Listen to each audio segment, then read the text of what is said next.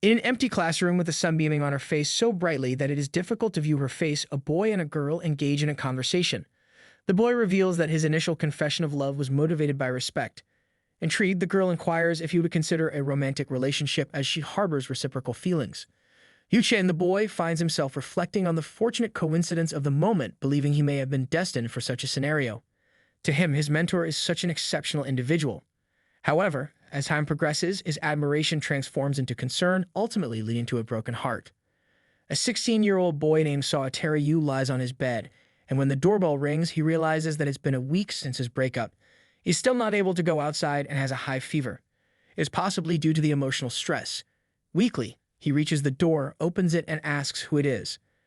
As Sawatari opens the door, he sees Coco standing in front, suddenly breaking into sweat.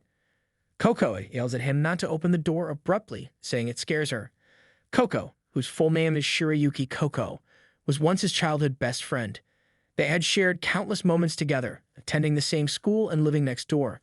Sawatari often found himself stealing glances at her, a comfort in his daily life. But without warning, Coco began to distance herself, ignoring him for reasons he couldn't understand.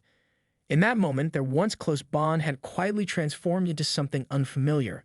Sawatari is confused, not understanding why Coco is at his door. He never expected to see her in such a state. Holding a bag, Coco tells him she's here to take care of him. Surprised, Sawatari struggles to believe it. Coco explains she heard about his condition at school, and it's normal to be concerned for a neighbor. She adds that if he refuses help, she'll leave. Hesitant, Sawatari nervously invites her inside. He is worried about what she might think of the state of his room. As soon as Coco enters the room, her eyes fall on a book featuring an image of a girl in risky clothing. Sawatari panics instantly as Coco opens the book. She casually mentions knowing Sawatari likes older girls, but she didn't know it could go that far.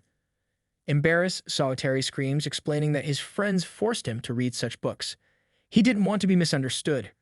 Coco, returning the book, reassures him that she doesn't hate him and that everyone has their own preferences.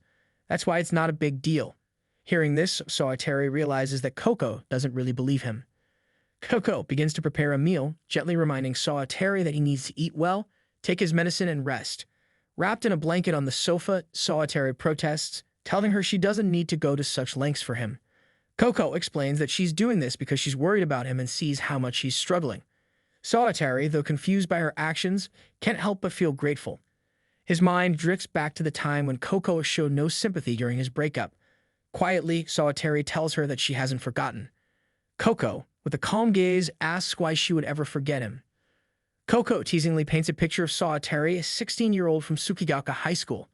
He is someone with curious desires and humorously imagining his ideal woman as a captivating older sister who would keep him under the spell until he dies. Nervously, Sawatari tries to explain that these are mere misunderstandings she has been carrying. As he lies on the sofa, eyes closed, he finds a strange comfort in Coco's care. Her actions evoke a warmth that feels like home. Yet despite the comfort, he soon realizes that with someone in the house, sleep feels like an impossible dream. Suddenly, Sawatari hears Coco's voice and opens his eyes. He only finds himself face to face with her, having accidentally bumped into him. Embarrassed, he quickly apologizes, saying he didn't expect her to be so close. Coco reassures him that it was entirely her fault. As their conversation continues, she casually mentions that the rice is prepared.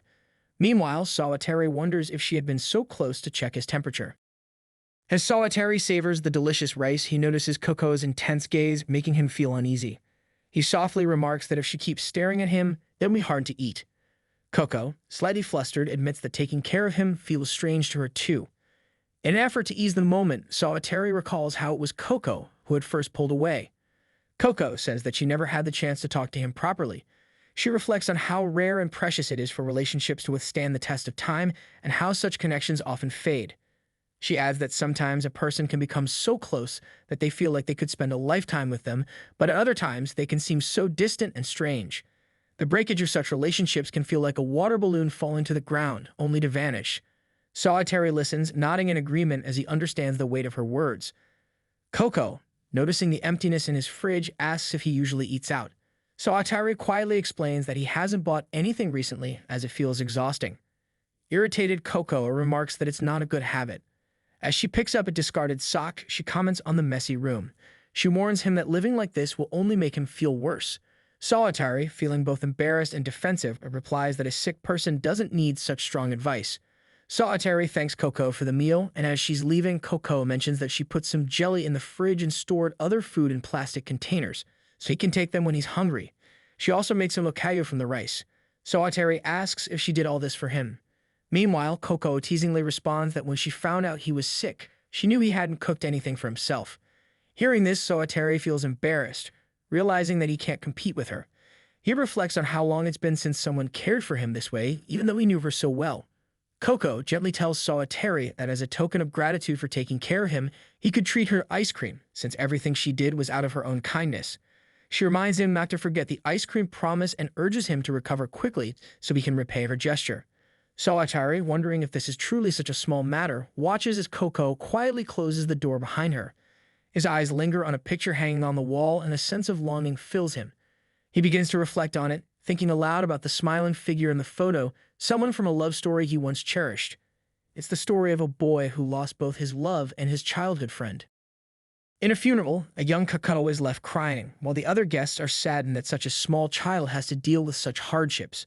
Noticing this, Sawatari feels as if he needs to do something about this situation. He places a ticket in her hand. This ticket is for Disneyland. Upon seeing this, she is taken aback and asks Sawatari if he bought the ticket for her. Sawatari replies that on New Year's he had some savings and decided to buy the Disneyland ticket. The two were seen holding hands and enjoying each other's company at Disneyland. Later, sitting on a bench, Cocoa asks why Sawatari brought her here. But Sawatari initially avoids the question, only to ask if she didn't enjoy herself here. Coco, in response, is left confused.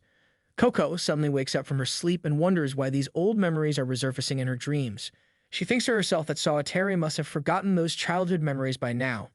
At the same time, there is an empty bowl, which once held food that Sawatari had already finished. He now feels much better. At that moment, Coco's words come to his mind when she had told him that if he didn't eat food full of flavor and energy, he would never feel truly energetic. Sawatari realizes that her words were true. He then sends her a message thanking her. Coco responds positively, and after several days, Sawatari prepares to go back to school. As Sawatari enters the class, he sees his teacher, Kemisiro Nasum, who is history teacher for ancient Japanese and homeroom tutor. She asks if he feels better, and Sawatari apologizes for causing her trouble due to his illness. The teacher, reassuring him, explains that it is her responsibility to care for her students. Passionately, she tells him that she doesn't need to worry, as she will guide him to great success with her modern lessons. Her students affectionately call her Nakshin, a reflection of her being a great team player. A student calls out to Sawatari. He warns him not to mistreat Nakshin and points out how fascinating it is that a beautiful teacher would worry about him. It turns out this student is Kazama, a rebel and a geek. It's hard to understand but not a bad person. He constantly makes strange remarks to the teacher to gain attention. Kazama tells Sawatari that if he misses this opportunity, he may never get another chance like it. Sawatari responds, saying understanding this generation is quite challenging. The teacher scolds both of them for their high-handed remarks. A girl calls Sawatari Yuchi and asks about his well-being. Sawatari, feeling shy, thanks her for caring so much. The girl responds saying that it's not her nature to speak like that and finds it funny. Her name is Kasuga Avotaru, a sweet and lively girl who affectionately calls Sawatari Yuchi. She is the most innocent and cheerful person, always sociable, with a big heart who cares for others. At that moment, Kazama starts teasing Sawatari, expressing his jealousy because Kasuga is worried about him. Sawatari yells that it's not true. Kasuga is laughing behind them, and his friends ask her to leave. Kasuga waves them off, saying goodbye and leaves. She tells them she'll see them tomorrow. Sawatari mentions that she's a popular girl at school. Kazama advises Sawatari to go to the bookstore and he'll lend him another book. Sawatari makes a face and says that his previous experience with the book he borrowed wasn't good at all. Kazama curiously asks Sawatari who took care of him and cooked for him while he was unwell, considering he lives alone. Sawatari casually mentions that Coco came over and prepared meals for him. Kazama is taken aback, astonished that Sawatari knows Coco, whom he describes as an exceptionally kind girl. With a teasing grin, Kazama wonders aloud why she went out of her way for Sawatari, even playfully pretending to throttle him in mock jealousy. Sawatari explains that Coco happens to be his next-door neighbor, then turns the question back on Kazama, asking how he knows her. Kazama remarks that everyone knows Coco, as she's quite popular among the boys in their class alongside Kasugai. He adds that some even call her Snow Fairy, not just because of her delicate beauty but also due to her surname. Amused, Solitary jokes about how embarrassing such a nickname must be. Kazama admits that he himself coined it, but before he realized its implications, it had spread everywhere. Solitary finds himself lost in thought, realizing just how admired and well-known Coco truly is. In Solitary's opinion, Coco is a friendly and sweet girl, but her attitude towards him is cold and rough. Still, she has the sense to maintain a facade in front of others. Considering all this, Coco shouldn't be as popular as she is. Perhaps Solitary never realized this because he never viewed her differently or heard any rumors about her dating anyone. Just then, Coco shows up and angrily asks Solitary if he's going to buy more adult books again. Suddenly, Solitary freezes when he sees Kazama. Coco reminds him of their ice cream deal, suggesting they can go another day if he has other plans. Solitary apologizes, mentioning his plan to go with Kazama. However, he quickly runs off, saying he has something to do and will meet them later. Solitary nervously sweats, realizing how irresponsible Kazama is inviting him and then running off. He looks at Coco, whose face is flushed, and asks if she likes guys like Kazama. He begins to wonder if Coco might have feelings for Kazama as her face flushed when she saw him. Coco, however, seems irritated by Solitary's teasing, while Solitary thinks he is simply playfully provoking her as he did in their childhood. Coco's anger grows, sensing the disrespect in his words. In a moment of sincerity, Solitary lowers his gaze before her, admitting that given the circumstances, he has no other choice but to apologize for his disrespectful behavior. Seeing him bow in front of her, Coco is surprised and shouts, asking what he's doing as his actions are embarrassing her. Solitary explains that he's apologizing because he's caused her a lot of trouble. Coco replies that there's no need for further discussion, feeling like Solitary has lost his grace and it's hard to tolerate such a person. Suddenly, she turns to Solitary and asks if he can take her for ice cream, urging him to hurry so they can enjoy it. When Solitary takes Coco to get the ice cream, her eyes light up. She exclaims how cute it is and how amazing these sweets are. In her mind, the ice cream looks so adorable that it almost feels embarrassing to eat. She starts taking pictures of the ice cream, to which Solitary asks if she plans to post them on Instagram. Coco replies that she doesn't have such an app and is just taking pictures for fun. She has no deeper meaning behind it. Then she happily starts eating the ice cream. Coco starts enjoying the ice cream, saying that it tastes really good. Solitary remarks that the ice cream could be priced as high as a sweet treat. He asks Coco if she wants he could buy her more, since an ice cream won't be enough to repay for the food and treatment she did. Coco responds that there's no need for him to worry about that. She adds that back when he did so much for her as a child, she could never repay him for it. Solitary starts reminiscing about those times and asks if she's referring to when he bought her a ticket to Disneyland.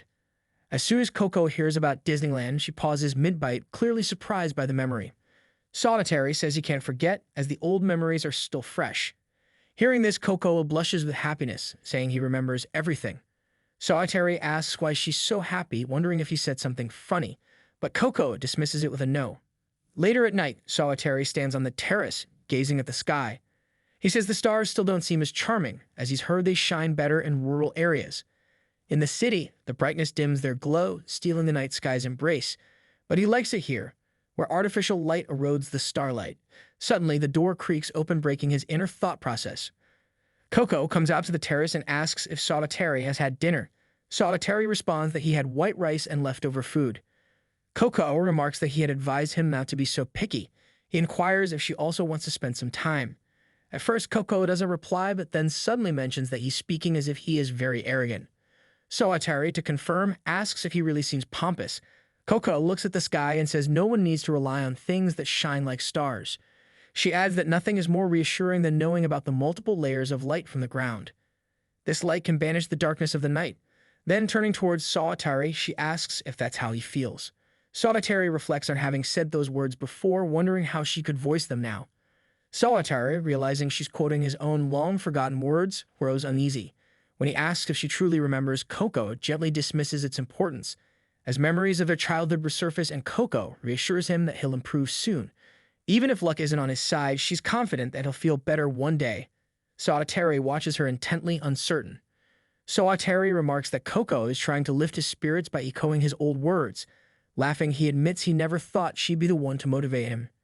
Irritated, Coco asks if being motivated by her is somehow embarrassing for him. Solitary clarifies, saying it's quite the opposite. He had thought she hated him and glad to know that's not the case. He thanks her for caring so much, admitting that her support is the reason he feels better today. Coco, flustered, struggles to believe his words and shyly looks away. As Coco heads inside, she gently chides Solitary to take better care of himself, warning him not to fall ill again as she won't nurse him next time. She urges him to avoid staying out in the cold so late, then leaves. Listening to her words, Solitary feels a pang of guilt and gazes at the sky, where the artificial glow drowns out the stars, creating a night almost devoid of their presence. Her parting words linger in his mind as he sighs, reflecting on the past and realizing how many people have cared for him over the years. Solitary reminisces about old times, recalling Kazama, who would urge him to play after school, and Kasugai, who endured challenges yet still spoke to him. He reflects on his childhood friend Coco and his younger self, realizing he might have been right all along. Meanwhile, Coco sits on her bed, a smile playing on her lips as she gazes at the ice cream photos Solitary had taken. She recalls his question about posting it, then reassures herself quietly that it's not for sharing, just a private memory between them. The next day at school, Solitary and Coco greet each other with a good morning. Solitary remarks that seeing her so early in the morning feels like an unusual occurrence. Coco tells him that their meeting today wasn't because she was concerned about him staying up late the night before. Solitary apologizes, admitting he wasn't thinking clearly when he spoke. Upon reflection, he realizes that they used to walk to school together as children. He asks if she remembers why they stopped going together. Coco explains that the boys from his group used to tease them, and since he disliked being called a couple, they stopped walking together. Solitary lightly remarks that if anyone teases him again, it won't bother him, and adds that if Coco doesn't feel happy, neither will he. Coco is taken aback. She begins to explain that the whole reason she stopped interacting with him was because he didn't like to be called a couple, but instead she pauses, and when he notices her silence, he shifts the conversation, asking what she'll have for lunch. She quietly answers, bread. Coco hesitates before asking how it would be if she told him she had made lunch for him. Solitary, mishearing her, asks if she wants him to buy her another ice cream, to which Coco firmly declines. Later, Coco brings his lunch to the class. Solitary, with a slight smile, says he didn't believe she was actually being serious. Annoyed, Coco asks if he doesn't like her being there, to which Solitary reassures her, saying it's nothing like that.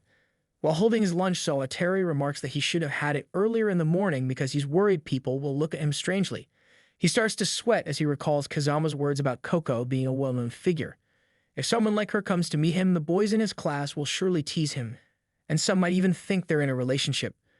For Solitary, it would be a big problem. Coco begins to feel uneasy, worried about the teasing she might face for still being in high school. Solitary, noticing her flushed face, can't help but find the situation amusing. Just then, Kasugai approaches, playfully asking if Coco and Solitary are having lunch together, and if it's a party she can join. Solitary smiles, clarifying it's just a simple lunch with Coco.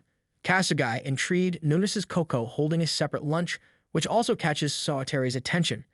Kasugai wonders if she's intruding, but Coco, quickly in an attempt to hide her embarrassment, invites Kasugai to join them. With a smile, Coco pulls Kasugai closer, and the moment feels lighter. Kasugai, intrigued by the delicious spread, snaps a photo, remarking that Coco is a homely girl and an excellent cook. The three of them enjoy lunch together, but Solitary remains visibly tense, his mind racing as he realizes he's sitting with two of the most beautiful girls in school. He can't help but worry that Kazama might find out and cause trouble. Noticing his unease, Coco gently asks if he's alright, but he's still clearly unsettled. Kasugai, catching on, smirks and teases him, suggesting he's enjoying the attention of having two gorgeous girls by his side, a situation that could stir jealousy among the other boys.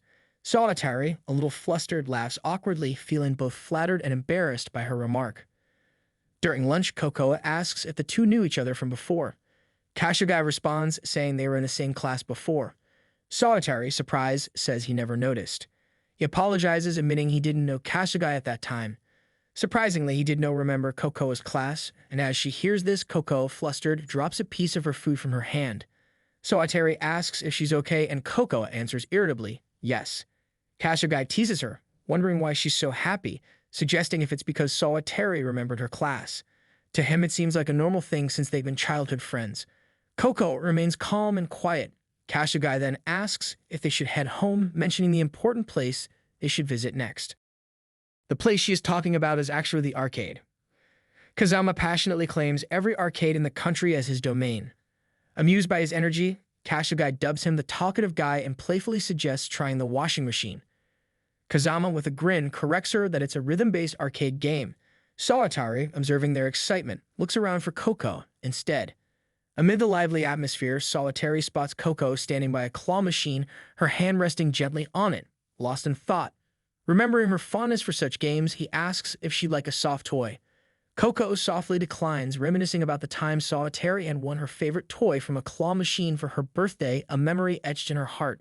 Solitary recalls how he had once won Coco's favorite toy from the arcade, a toy she had wanted so badly, and asks if he ever told her he had won it from the claw machine. Coco confirms that it was indeed from the arcade and adds that he had just forgotten about it. As they talk, Kashugai arrives and calls out to them, gesturing towards the machine and suggesting that the three of them try the photo sticker machine. Solitary begins explaining that it's a machine that captures the essence of an extroverted personality.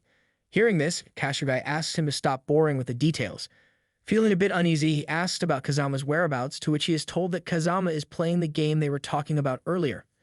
Kashugai sets up the snapshot at the machine with Coco and Solitary standing close together, both visibly uneasy. Solitary, feeling a little out of place, remarks that it feels inappropriate for a boy and girl who aren't in a relationship to be standing so close. He questions his own anxiety, reminding himself that Coco is just his childhood friend and she shouldn't feel overly cautious. Looking to his side, he sees that even Coco is flustered. Meanwhile, Kashugai, with her carefree energy, teasingly suggests she could turn Solitary's skin blue, capturing her playful spirit. As the photo is taken, both Coco and Solitary remain nervous, their unease evident. Just then, Solitary's elbow accidentally bumps into Coco, prompting him to apologize worriedly. He asks if it hurt. Coco reassures him, saying it's nothing. She admits that she's just surprised because he's standing so close.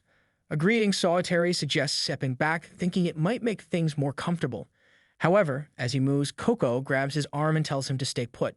She explains that if he steps back, he'll be out of the frame. If he moves to the other side, Kashugai is already standing there. Therefore, he has no choice but to stay where he is. This makes Solitary feel as though Coco might be concerned about Kashugai. Kashugai, brimming with excitement, exclaims how great they all are and suggests taking a group photo together. The three line up, striking poses, while the photo booth clicks away, capturing their moments.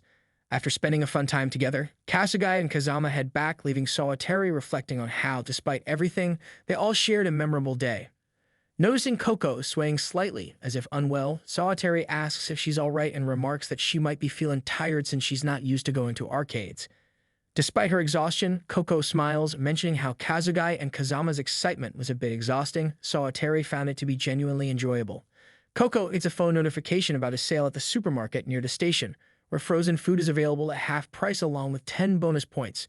She mentions that the grocery will also be present, so it's a good opportunity to stock up. Solitary, feeling a bit tired as he too works as a bagger, jokes that Coco is wife material. Hearing this, Coco stays silent for a moment before breaking her silence and in a serious tone, asks why he doesn't accept her as his wife if that's the case. It feels as if time has stopped. Coco and Solitary fall completely silent. Solitary starts to wonder why he is taking her inappropriate comments so seriously. Coco is just joking, and you should respond in the same playful manner they used to when they were kids. Laughing, he says it was a good joke. Coco looks at him and calls him a dummy. Solitary asks if he said something wrong, to which Coco responds that now he owes her an ice cream. In class, teacher Kamishiro informs the students that midterm exams are next week and that she will create questions no one can answer. After saying this, she leaves the class. Solitary thinks it's unfair and questions the purpose of giving such unanswerable questions. Unsure of how to prepare for the test without notes, he calls Kazama, who is lying on the table, wearing a mask and looking like a fool. Solitary realizes asking Kazama for notes is pointless. Kashugai enters and comments on Kazama's behavior, saying he won't perform well in exams with such antics. Solitary realizes how sharp Kashugai is in studies and asks if she will lend him her notebook. Kashugai tells him that there's no problem and hands him her notebook, saying he can read it if he can understand her writing. Solitary gets frustrated looking at the writing, thinking, what kind of writing is this? Kashugai laughs and suggests considering it the craftsmanship of a skilled scribe. Solitary realizes that borrowing Kasugai's notebooks is useless. Later, he goes to Coco's house and with his hands folded, asks her to lend him her notebooks. Coco asks which subjects he needs and Solitary sheepishly replies that he needs all the subjects. He then defends himself at claiming that this is only because he took a long break from school for a while. Coco advises him to go to the mini-mart together and get the notebooks copied. Solitary gets a bit confused when he hears about going together. Then both of them head to the store where they finish copying what they need. Sawatari feels relieved that he didn't face any trouble. He asks Coco if she's taken everything she needed. However, Coco is lost in thought, thinking about the energy bill she needs to pay. She then shouts, saying who cares about these small troubles. Sawatari doesn't understand why she's so angry. They both walk while eating ice cream. Coco asks how Sawatari's grades were last year. Sawatari replies that if he had to choose between good and bad, he'd choose bad because his grades weren't good. Coco, irritated, responds, saying in other words he could say that he passed last year with a lot of difficulty. Sawatari asks if she is questioning his academic ability, to which Coco says she isn't doubting him at all. She knows that whatever he does well. She just wants to say that if he doesn't study, he'll soon find himself falling behind others. If he continues his behavior, she won't help him with studying or preparing for the test. Sawatari has been absent from school for a long time, and if things get worse, he might even have to repeat the year. He apologizes to Coco, asking for her help. Coco, in a commanding tone, says she will help only if he brings her ice cream in return. She also mentions that the interest will increase by 10% every 10 days. Sawatari finds this deal quite expensive. Sawatari is sitting in a room, visibly anxious with his bag. The room actually belongs to Coco, and he is informed that if he wants to study, Coco's room would be the best place. Though they are childhood friends, their long-time pause has made it weird between them. At that moment, Sawatari notices a soft toy lying on the table. It is the same soft toy he had given her quite some time ago. He feels happy seeing that Coco is taking care of it and using it as a decoration piece. Just then, Coco enters with a juice and notices Sawatari smiling. She asks him what is making him smile. To hide the conversation, Sawatari says he was thinking about how big Coco's room is compared to his own. Coco responds that his room is not small but messy. While drinking juice, Sawatari asks if this flat is too big for a single person to live in. Thinking that the flat they both live in is actually a small apartment in a residential building near the station, which makes it very convenient to travel to the city. Recently, there has been a huge demand for condominiums in their community. He adds that if his parents had rented out this apartment and not allowed him to live alone, they could have been making good money by now. Sawatari says that this area is perfect for both of them to live in. Hearing this, Coco suddenly loses her grip on the juice glass, and it spittles all over the table. Sawatari asks if she's okay, to which Coco apologizes, explaining that she didn't realize it and the glass slipped from her hand. Sawatari starts laughing, calling her a big fool. Coco gets angry and retorts, saying that this all happened because he started saying such strange things. Sawatari shares that his parents frequently change locations due to their jobs. He still feels as though his parents bought this room so he could live here alone. Coco asks him if his relationship with his parents is also strange. While cleaning the floor, Sawatari responds that it isn't strange, but there's often negligence in relationships. Coco sees this as a hard time for both sides. Sawatari realizes that even though his circumstances and Coco's are entirely different, but neither of them has a great relationship with their parents. They are not to blame for being distant from their parents, and it's because of this distance that Coco had to face a harsh destiny. Coco shares that she still lives on the money her parents gave her. However, this doesn't mean she isn't grateful to her parents. Still, she feels that when she grows older, her parents might demand repayment for everything they spent on raising her. Sawatari thinks of Coco as a bold girl and finds himself frequently staring at her during their study sessions, while Coco remains lost in her own thoughts. During their study sessions, Sawatari notices that Coco has started showing signs of laziness, which is something they can't afford at this time. Suddenly, Coco begins staring at him in an unusual way. Noticing this, Sawatari asks if there's something on his face. She replies that it's nothing. She just finds his face attractive. She adds that whenever she looks at his face, it brings her a sense of peace. Hearing this, Sawatari struggles to believe her unexpected words. While they're busy studying, Coco's eraser suddenly falls onto Sawatari's book. Picking it up, Sawatari notices some writing on it and starts laughing, teasing her for still writing Lucky Charms on her erasers. Coco, startled to see him holding her eraser, exclaims that she can pick it up herself. Embarrassed, she quickly steps forward to snatch the eraser from his hand. In her haste, it's as if time slows down, and suddenly, Coco finds herself mere inches from Sawatari's face. Their eyes lock, a silent moment of surprise and vulnerability passing between them. The world around them fades, leaving only the quiet intensity of their gaze. Then, as if to break the spell, Sawatari chuckles softly, his laughter easing the weight of the moment. Flustered, Coco tells him to stop, but soon she's giggling too. Together, they share a laugh, turning the moment into a lighthearted break. Later, when it's time for coffee, both are exhausted from studying. Coco asks Sawatari how much sugar he wants. He replies that he doesn't need any. Coco, on the other hand, scoots a full spoon of sugar for herself. Stirring it into her tea, she casually remarks that she dislikes anything bitter. Solitary watches in shock as she adds such a large amount of sugar, completely taken aback by her preference. Solitary realizes that Coco doesn't truly know the taste of black coffee, much like children who haven't yet developed a palate for it. As she sips, Coco remarks that enjoying sour flavors isn't something adults like, but rather those trying to act grown-up like. She adds with a smirk that people who like bitter foods end up ruining their taste buds over time because sour flavors are like a poison, slowly damaging their sense of taste. Calling her an idiot, Solitary counters that bitter things can be enjoyable if you get used to them. He explains that Coco's dislike for bitter foods stems from her lack of experience, teasing that her tastes reflect her personality. He adds that he doesn't drink black coffee regularly either, only to stop mid-sentence as a wave of memories hits him. The conversation reminds Solitary of his ex-girlfriend who used to tease him about his love for black coffee, saying it made him seem like an old man. Lost in thought, he grows quiet, sinking into the bittersweet nostalgia of those moments, the sadness evident in his expression. Solitary quickly apologizes to Coco, explaining that his mind wandered unexpectedly, perhaps because he's been studying too much. He adds with a faint smile that he probably should have added sugar to his coffee as well. Yet the memories refuse to leave him, drawing him back to a cozy cafe where he used to go on dates with his senpai. While staring at the coffee, Solitary reflects on how he clings to black coffee as a way to feel mature, just as Coco said to him before.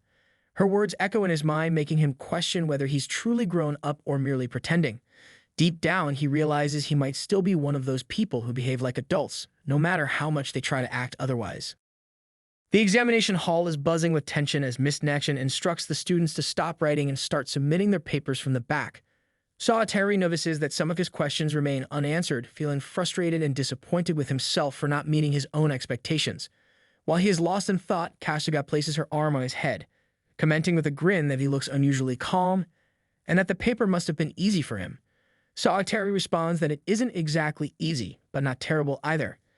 Kasugai remarks how calm Solitary seems after submitting his paper. She twirls her face to the side with a sly smile, adding that it makes her wonder if someone else's effort is behind his confidence. Outside the classroom, Solitary notices Coco, watching him intently. She strides over, her voice sharp as she states that she hasn't come to check on him or because she thinks he's worried. She explains that coincidentally passing by his class, she decided to ask how his exam went. Hearing her, Solitary appears slightly confused but thanks her, admitting that her help played a part in his success. Coco listens quietly and seems to agree with his words, her expression softening briefly. Coco, with a teasing glance, tells Solitary that after all her efforts for him, he should repay her next time. Saying this, she turns away, bids him goodbye, and leaves. Once she's gone, Solitary finds himself replaying her words, especially the part where she said their meeting was coincidental. His thoughts feel stuck, just like the hall, are leading nowhere. As school ends, visibly exhausted, Solitary mutters with relief that he'll finally be done with all exams from tomorrow. Seeing him so drained, Coco suggests they have lunch in the park, noting the lovely weather and how it could be a good way to relax.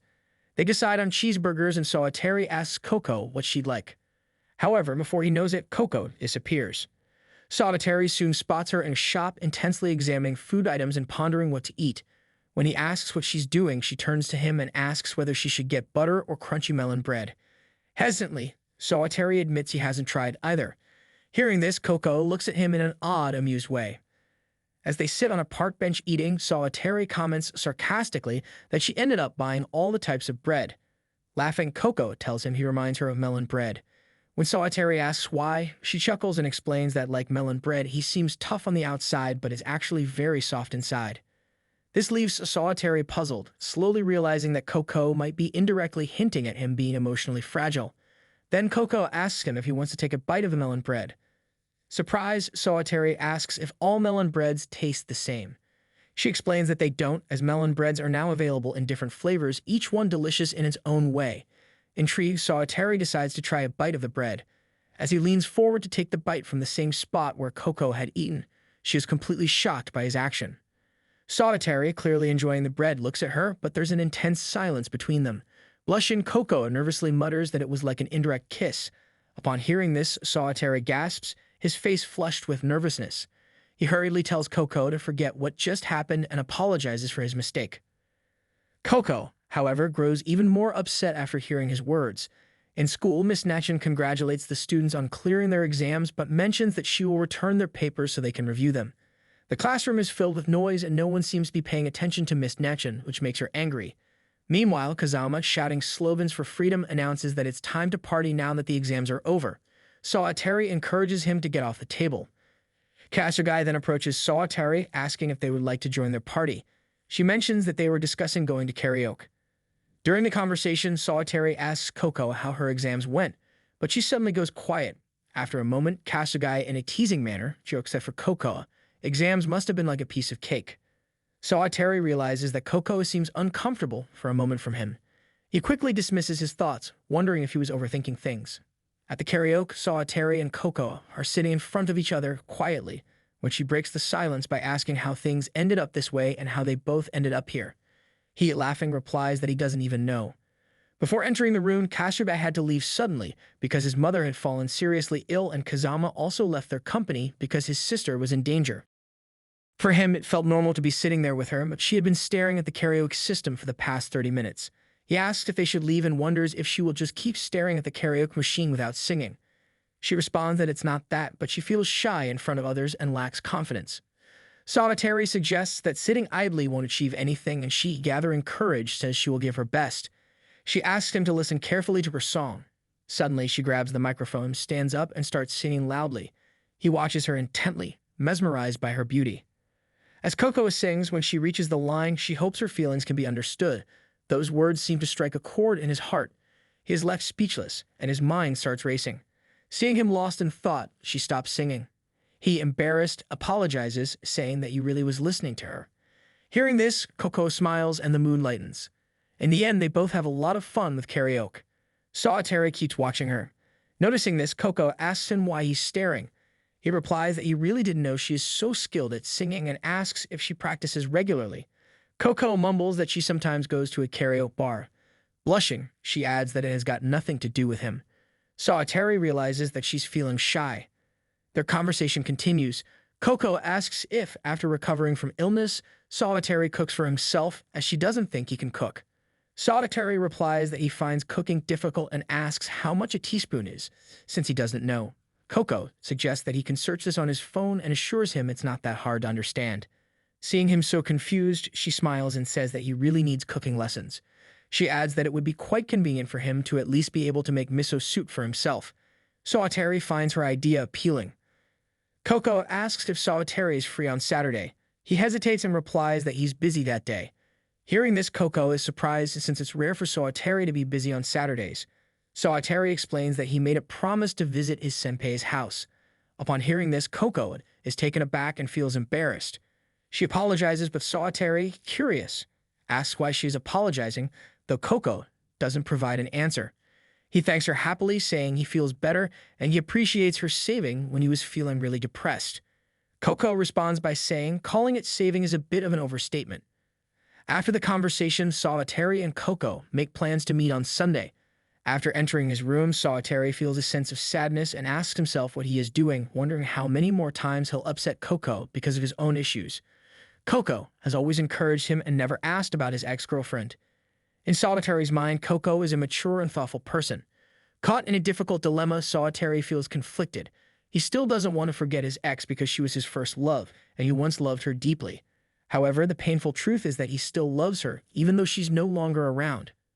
His ex tragically passed away in a terrifying accident, leaving Sawatari with immense grief and a sense of loss for the love he once had. Koko is sitting on the sofa, gazing out at the cloudy weather with the possibility of rain in some areas. As she sits there, her eyes fall on her phone. It's a message to Sawatari confirming their plan to meet tomorrow. Waiting for the reply anxiously, Koko's mood shifts, and she hugs the cushion tightly. Sawatari is staring at a picture of his ex-girlfriend, lost in thought. He's on his knees, praying in front of the picture, perhaps seeking some peace or closure. Just then, her mom enters the room with cups of coffee and calls out to him, expressing her gratitude that he came to visit her. She mentions that Reiko would surely be happy too. Sawatari, however, dismisses it, saying that it's nothing. The woman, noticing how happy he seems lately, comments on how she's glad to see him in such a good mood after a long time. Sawatari, in bittersweet tone, says his good mood is due to not wanting to make Reiko angry by staying sad. The woman, in understanding, acknowledges how close Sawatari and Reiko were. She gently reminds him that it's natural to feel sorrow, but that he shouldn't force himself to stay in the past. She encourages him to move on, smiling, adding that Reiko would be happy knowing he's moving forward. Sawatari responds quietly with okay, still lost in his memories of Reiko. Sawatari begins recounting his story with Reiko, who he first met in middle school. Her memories remain vivid, and her face often appears in his mind. He recalls their first meeting, seeing her standing and singing when she suddenly stops upon noticing him. Embarrassed, Reiko asks if he has heard her singing. Sawatari, smiling, reassures her it isn't a big deal and asks if she is practicing. Reiko explains that she is preparing to join a band and thinks her phone is the best tool for practice. Surprised, Sawatari asks why she isn't already part of a band, to which Reiko laughs, admitting the idea has just struck her the day before. Impressed, Sawatari admires her quick, action-oriented approach to ideas, noticing how it makes Reiko blush slightly. She explains her philosophy, saying that if someone has a thought, they should act on it instead of wasting time overthinking. Sawatari finds himself captivated by her determination and spontaneity. As Sawatari narrates these moments, he becomes overwhelmed with emotion. Tears well up as he confesses that moving on feels impossible because those memories with Reiko are his most cherished treasure. He acknowledges Reiko's mother's advice that moving on would be healthier, but fears that doing so might erase the beautiful times he shared with Reiko. The thought of losing even a fragment of those memories terrifies him deeply. Coco, still looking at Sawatari's message on her phone, suddenly recalls the moment she found out about Reiko's death in a tragic accident. She remembers sitting in class, overhearing students discussing how Reiko had been hit by a truck and that she had a boyfriend. Alarmed, Coco had turned to the students, asking them for more information with concern evident in her voice. Coco knows Sawatari well enough to understand his nature. She is aware that unlike her composed demeanor, he is far more emotional and sensitive. She imagines how devastated he must have been, likely unable to even stand or walk. In her mind, she pictures him either crying uncontrollably or suffering from bouts of nausea. The thought of him in such distress worries her deeply, and she resolves to meet him as soon as possible. Coco appears deeply anxious, feeling that too much time has already passed. She recalls how, ever since Sawatari started dating his girlfriend, she had intentionally begun to distance herself from him. A rift grew between them because Coco believed he no longer needed her support or companionship as he had someone else to lean on now. Folding her hands, she prays fervently for just a bit of courage, enough to confront Sawatari and speak to him. Gathering her resolve, she finally rings the doorbell of his house. Yet even as she takes this step, Coco fails to realize that she still harbors feelings for Sawatari. When Sawatari opens the door, he finds Coco standing there. She has come to check on him, determined to help him recover and regain his strength. Coco finds herself recalling all the old memories, and it dawns on her that everything she did was driven by her desire to support Sawatari.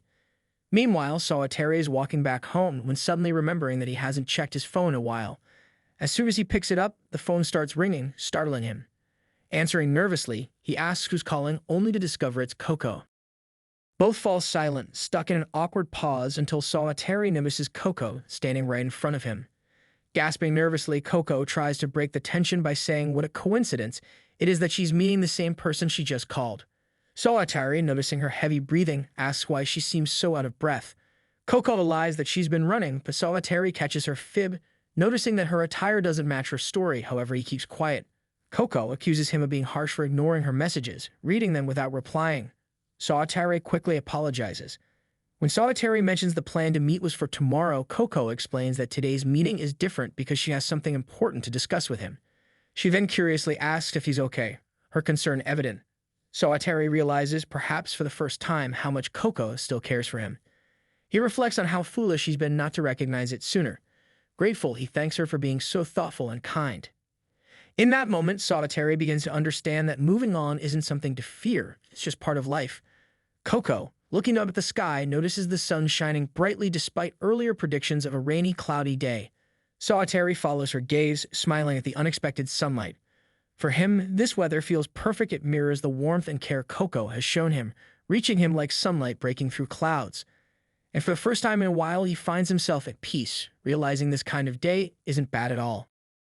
Miss Natchin excitedly shows the result card to Sawatari, exclaiming how amazing his performance is. She remarks that despite taking time off, he still managed to achieve such an excellent result. Moving closer to him, she praises his efforts, but Sawatari hesitantly attributes his success to the guidance of an excellent tutor. Intrigued, Miss Natchin asks if he had hired a personal tutor for studying, but Sawatari denies it. As he answers, his eyes involuntarily shift towards Coco, who is standing nearby with a dejected expression. Her downcast face reveals no signs of engaging in any conversation, and it's clear she is deeply upset. Miss Natchin notices the direction of his gaze and curiously asks if Coco is the tutor he's referring to. Embarrassed but honest, Sawatari admits that it's true to a large extent. Miss Natchin, staring at Cocoa, mutters something under her breath. Sawatari, catching her murmurs, asks what she just said, but Miss Natchin dismisses his query, saying it's nothing and he shouldn't worry about it. Turning his attention back to Cocoa, Sawatari notices how sad she looks. She stands there silently, repeatedly glancing down at her own result card with an expression of deep disappointment. After the school, when Sawatari meets Cocoa, he asks her if her grades weren't good. Hearing this, beads of sweat forming on her forehead, asks him to get to the point. Sawatari then mentions that he had seen her talking to their homeroom teacher during the lunch break. Coco's face betrays her unease as she replies, acknowledging his sharp intuition about such things. She admits that her result was just a bit below expectations, but insists there's no need for him to worry since her grades weren't worse than his. Feeling guilty, Sawatari starts apologizing, admitting that the fault is entirely his. He promises to study alone from now on. Coco tries to interject, denying that it was an issue. Sawatari continues, confessing that he had been relying on her a lot lately and now needs to stop being so dependent. Blushing from his words, Coco suddenly grabs his hand, steps closer, and assures him that none of it was his fault. She firmly declares that it's better for them to study together. With a determined tone, she adds that they can focus and perform better without slacking if they keep working as a team. Coco still holds Sawatari's hand. He points out their hands, making Coco realize she is still holding his hands. Embarrassed, she quickly lets go, turns away, and apologizes nervously. She insists that they will keep studying together in the future, to which Sawatari agrees, though he questions why she seems so anxious. Coco suggests they revise for the test in Sawatari's room. He remarks with a hint of amusement that honor students always manage to stand out. As Coco reaches for her room's door handle, she notices it swings open unexpectedly. She expresses surprise, saying it should have been locked. Sawatari wonders if she forgot to lock it, but the two start suspecting that a break-in might have occurred. Standing at the door is a beautiful woman who warmly greets Coco. It is her mother, and upon seeing her, Coco is taken aback. Without thinking, she blurts out, asking what her mother is doing there. Coco's mother explains that she wanted to visit her daughter unannounced to keep a closer eye on her. She adds that if she had informed Coco beforehand, she wouldn't have been able to observe what's really going on. Coco still can't believe her mother could think this far ahead. Her mother, staring at Sawatari, remarks that no parent exists who doesn't worry about their child. Feeling nervous, Sawatari introduces himself as Coco's neighbor, but her mother pays no attention to him and completely ignores his words. Instead, she turns to Coco, asking if it's true that her grades in the last tests weren't good. Scolding her, she reminds Coco that she was warned if her grades didn't improve, she would be taken to America to stay with her. Sawatari is shocked to hear this, while Coco, lowering her head, firmly denies having any intention of going to America. With a deep sigh, her mother asks if Coco plans to waste her potential at some ordinary Japanese school. She emphasizes that Coco is a bright student and should aim to get into a prestigious school in America, setting high goals for herself. She even advises Coco to focus on surrounding herself with a good circle and finding a suitable husband for her future. Tears well up in Coco's eyes as she cries out, asking her mother not to tie her happiness to such superficial things. She storms out, leaving her mother standing there visibly worried about her daughter. Later, both Coco and Sawatari find themselves entering a park. As they step in, the sight of the familiar surroundings stirs up memories from their past. Coco starts swinging and reminisces about how they used to play in this park together in the past. Sawatari recalls the bittersweet memories tied to this place, including the last time he came here was when Coco had an argument with her parents. He asks Coco if she remembers those moments, to which she responds that forgetting them was never an option. Sawatari begins apologizing to her for her grades dropping, but Coco interrupts, asking him not to apologize. Sitting on the swings, they talk with Coco, revealing that what just happened with her mother was just another excuse. She explains that her mother is always looking for reasons to take her to America. Coco then shares her thoughts, saying that she feels this place holds a special sentimental value for her and seems to offer a sense of peace. She continues, saying there was a time when she would come here to seek solace. She mentions that she has made some of her most cherished memories in this park, but recently she stopped coming here altogether. Sawatari curiously asks Coco if there's something about this place she doesn't like. As he waits for her reply, memories from the past flood his mind, the time he was sitting here with Coco, and she had innocently asked him if he liked someone. Sawatari casually answered, saying he really liked Reiko, a third-year girl from the music club. He had gone on and on about how amazing Reiko's singing was and how her voice was so beautiful, completely ignoring Coco. Sawatari vividly recalls how he had asked Coco if it wasn't great that he had found someone he admired, only to be met with her fake smile as she said she was happy for him. At the time, he hadn't noticed the pain behind her words. Now he realizes how tactfully she had replied, hiding her true feelings. He also begins to understand that his obsession with Reiko might have been the reason he started feeling distant from Cocoa and why their closeness gradually faded. Looking at Cocoa now, Sawatari feels a pang of regret. He notices her sitting quietly, but there's an air of sadness around her that he can't ignore. Coco smiles and says she's starting to like this place again, bringing Sawatari some relief. He worries that if he brings up the memories, she might just laugh it off, leaving him even more confused about her feelings. Sawatari can't help but feel confused as he cannot be certain about his doubts. It would be better to confirm each other's feelings first. In the silence, Coco's stomach growls loudly, breaking the stillness. Sawatari notices in Coco, and a panic quickly insists that it wasn't her stomach. Sawatari reassures her, saying there's no need to be embarrassed. As the evening deepens, he casually mentions that it's almost dinner time, though the night has already grown quite dark. Coco quietly mentions that her mother is still home. Sawatari, knowing she prefers to avoid meeting her mother, asks if she would like to stay the night at his place. Coco, caught off guard, nervously starts to sweat. Sawatari laughs softly, explaining that he was only joking. He suggests they go for dinner and think about what to do next later. Coco, smiling, agrees, and the weight of the evening lifts between them. A girl holding plates of delicious foods approaches and warmly welcomes Coco and Sawatari. She introduces herself as Harry Tenton, someone Sawatari recognizes from primary school. Tenton is the poster girl of the store, and though they attended different schools later, it seems she and Coco are still familiar with each other. Coco orders a plate of curry and ramen, while Sawatari feels slightly embarrassed about having let her decide for both of them. As they sip their drinks, Tenton asks if Coco and Sawatari had recently gone to karaoke together. The mention startles Coco so much that she spits out her juice and starts coughing. Trying to defuse the situation, Sawatari explains that they went to karaoke once on a previous day. Tenton then casually reveals that Coco is an excellent singer and often practices a lot. This revelation leaves Sawatari shocked. Before Tenton can share more, Coco quickly covers her mouth and tells her to stop talking. The moment grows awkward and Tenton, realizing she might have overshared, apologizes and leaves. Once she's gone, Coco explains that Tenton is one of the girls who teaches her singing. She adds nervously that she hadn't intended to hide it but felt forced to do so. Hearing this, Sawatari laughs and asks why she wanted to keep it a secret. Flustered, Coco admits she wanted to surprise him. However, Sawatari doesn't fully understand what she means and instead recalls how mesmerized he was by her "I will deliver it to you" performance. He knows if he shares his true thoughts, Coco will be overwhelmed by his words, panic, and throws her juice glass while yelling. Tenton arrives with their food, placing the dishes before them with a cheerful smile. Sawatari remarks how appetizing the food looks, to which Tenton proudly replies that it doesn't just look good, but tastes equally amazing, and mentions how her dad takes pride in perfecting the flavors. Coco begins eating and is visibly delighted. She savors each bite, the soup rich and crafted with precision, complemented by tender, flavorful char siu. The noodles, thin and brimming with a bold wheat essence, elevate the dish further. Lost in the meal, she fully enjoys the harmony of flavors. When Coco finally looks up, she notices Sawatari gazing at her and asks what he has been doing. He admits, somewhat sheepishly, that he's just been watching her eat so enthusiastically. He teases her, asking if such delicious food is improving her mood. Coco, slightly flustered, retorts that it's rude to ask such questions, leaning closer to whisper in his ear that she has been doing this for quite a while. Her playful comment brings a smile to Sawatari's face, lightening the atmosphere as the two share a warm and cheerful moment. Sawatari thanks Tenton for the wonderful meal with genuine warmth. Turning to Coco, he gently raises the inevitable, facing her mother. The mention unsettles her, and he asks if avoiding the situation is truly what she wants, assuring her he'll help convince her mother. Coco, uneasy, asks why he's going so far even though it has nothing to do with him, but Sawatari firmly replies that her struggles affect him too. If she's taken away, it will trouble him deeply. His sincerity leaves her unsure of how to respond.